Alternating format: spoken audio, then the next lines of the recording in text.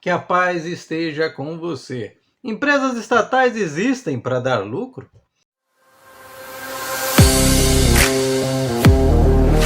Antes de começar, quero fazer alguns pedidos importantes para você. Que você se inscreva no canal, deixe seu like, compartilhe esse vídeo e principalmente ao final comente, porque é muito importante para mim saber o que você pensa a respeito. Porque aqui é um ponto de partida, não um ponto final. E a mudança que a gente quer ver no mundo só será construída e efetivada por muitas mãos e ideias. E a sua participação é fundamental nisso.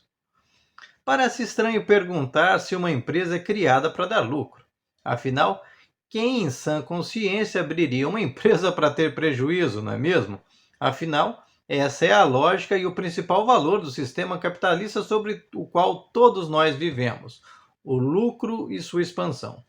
Acima de qualquer coisa, mesmo que da boca para fora tenhamos um monte de valores morais que, não raro, servem só para justificar para nós mesmos um sistema de exclusão. Mas isso é assunto para um outro vídeo. Portanto, é natural concluir que empresas públicas deveriam seguir o mesmo parâmetro de empresas privadas, ter como meta o lucro, certo? Em partes. E por que em partes? Eu vou explicar. O objetivo de uma empresa privada nesses tempos de capitalismo financeiro é colocar seu capital em movimento, de modo que ele reproduza uma margem cada vez maior e mais rápida de lucro, de modo que retorne o mais rápido possível e possa novamente ser reinvestido, ampliando seu lucro, poder e domínio do mercado. Para isso, lançar a mão de toda sorte de tecnologias que acelerem esse movimento, buscando cada vez mais reduzir os custos e o tempo de produção e disseminação do produto dentro do sistema, seja ele um produto material ou não, como um aplicativo que plataformiza o trabalho.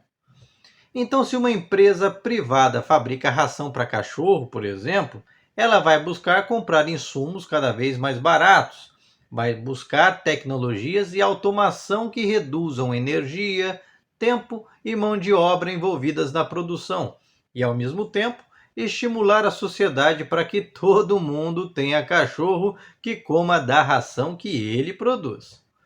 Se ela patenteia e gere um aplicativo de entregas, por exemplo, ela vai buscar meios tecnológicos de agrupar o máximo de entregadores e empresas que demandem entregas, oferecendo prêmios que coloquem a segurança em risco, mas acelerem seu domínio no mercado para que possa ter um duplo ganho, vendendo ações da própria companhia no mercado financeiro e por aí vai. Como empresas privadas, elas não precisam se preocupar com os impactos disso, apesar de fazerem um discurso de estarem preocupadas. Se isso demandará derrubar florestas para aumentar o plantio de soja, se vai aumentar os acidentes de trânsito, se vai aumentar o abate de animais cuja proteína compõe com a soja a matéria-prima da ração, se vai aumentar as doenças por estafa física e estresse, se o aumento descontrolado de animais pode gerar problemas sociais de toda a ordem, que vão de abandonos, maus tratos, até a disseminação de doenças zoonóticas. Se ocupar o mercado de ração vai quebrar outros fabricantes, gerando desemprego, e com isso, muita gente que também tinha cachorro e que agora desempregada não consegue mais comprar ração nem comida para sua casa, reduzindo sua demanda e por aí vai. Porque essa é a lógica do mercado, que é a lógica do vírus, cujo objetivo é se expandir ocupando todo o espaço disponível no organismo o mais rápido possível,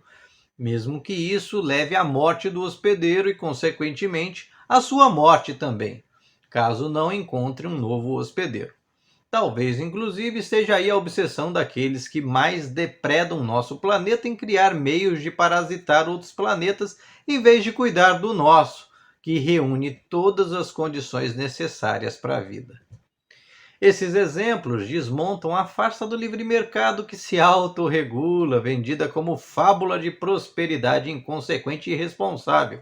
E mais do que isso, justificam a necessidade do Estado, que nada mais é ou deveria ser que um ente que administre todos os interesses em disputa numa sociedade, garantindo equilíbrio e sustentabilidade por meio da política. E é por isso que empresas públicas não são só fundamentais, como não podem ter como parâmetro de desempenho a lucratividade direta de seus produtos, como no setor privado, porque a sua função é estratégica, no intuito de desenvolver vantagens competitivas ao país e segurança a toda a sociedade, garantindo assim o equilíbrio que está inclusive no alicerce que sustenta a existência do próprio Estado, um equilíbrio entre liberdade, conforto e segurança.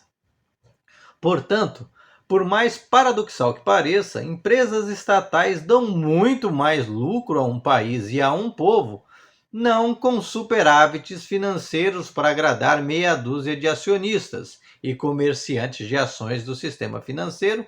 mas justamente quando sua produção física ou intelectual consegue oferecer ao país vantagens estratégicas, como, por exemplo, energia a um custo menor que os custos de outros países. Exemplo: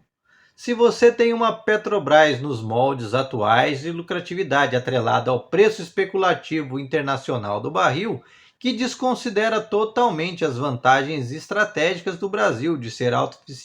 autossuficiente em petróleo, desarticula sua rede, vende refinarias em prol do lucro máximo de acionistas, que pulam de galho em galho em busca da volatilidade dos mercados e não tem compromisso nenhum com a produção, ou seja, estão ali feito pulgas, querendo tirar o máximo de sangue possível no menor tempo possível e depois pulam para o próximo cachorro. O que temos aqui é o que vimos ao longo dos 6 anos dos governos Temer e Bolsonaro. Imprevisibilidade, portanto, instabilidade que aumenta custos de produção e de financiamento da produção de tudo que demanda energia e transporte no país. Redução drástica do poder de compra das pessoas comuns, com isso, queda na demanda geral de produtos no mercado interno, já que as pessoas têm desejo, mas não têm condições de consumir. Com isso, mais desindustrialização. E com a desindustrialização, mais fuga de cérebros, menos mão de obra especializada e mais precarização do trabalho, de modo que só aumenta e generaliza a miséria, fazendo de pobres famintos e empobrecendo pouco a pouco a classe média resistente, que, ressentida pela não satisfação das suas expectativas pessoais de crescimento e desenvolvimento, se voltam para pautas morais e preconceitos, na velha lógica da farinha pouca, meu pirão primeiro. Entretanto, caso se entenda, como parece ser o caso do novo governo Lula, a importância estratégica das empresas públicas como a Petrobras para que deem lucro indireto ao país, fornecendo energia a valores menores e previsíveis, que ofereçam vantagens às nossas empresas e também ao cidadão comum, que ao gastar menos com a energia, sobra mais dinheiro em seu bolso para investir em seu consumo pessoal e melhora de vida, você reativa toda a cadeia econômica do país e a lucratividade que estava toda concentrada se espalha por toda a economia, retorna em muito maior volume e vigor aos cofres públicos, para que sejam possíveis novos investimentos que mantenham ativa a roda de prosperidade. O mesmo se aplica, por exemplo, a outras empresas públicas como a Eletrobras, Conab e Correios, que, seguindo a mesma lógica obscura e simplista do anarcocapitalismo de Guedes e Bolsonaro, foram ou estavam na lista maldita de privatizações de setores estratégicos, com a energia nas mãos de terceiros, como é o caso da Eletrobras, onde são evidenciados dois problemas imediatos: aumento do preço da energia acima da inflação, que vai tirar dinheiro do seu bolso diretamente através da conta de luz, e do aumento dos preços dos produtos dos supermercados, que todos demandam o uso de energia na sua produção. Segundo, redução dos investimentos em produção e paralisação da infraestrutura energética de ocupação do país, já que empresas privadas que não possuem interesses públicos e estratégicos inviabilizariam a chegada de energia a locais mais distantes por conta dos altos custos, criando uma espécie de exclusão social e asfixia da indústria e do pequeno e médio produtor brasileiro. O mesmo se dá com a privatização de recursos hídricos, como o feito na SEDAI no Rio de Janeiro e o que o bolsonarista eleito em São Paulo, Tarcísio de Freitas, propõe fazer no estado, privatizando a Sabesp, o que vai inviabilizar a expansão do saneamento básico e da distribuição de água, elevando os custos finais ao consumidor, tornando o estado de São Paulo menos competitivo e levando a maiores fugas do resquício industrial para outras regiões do país.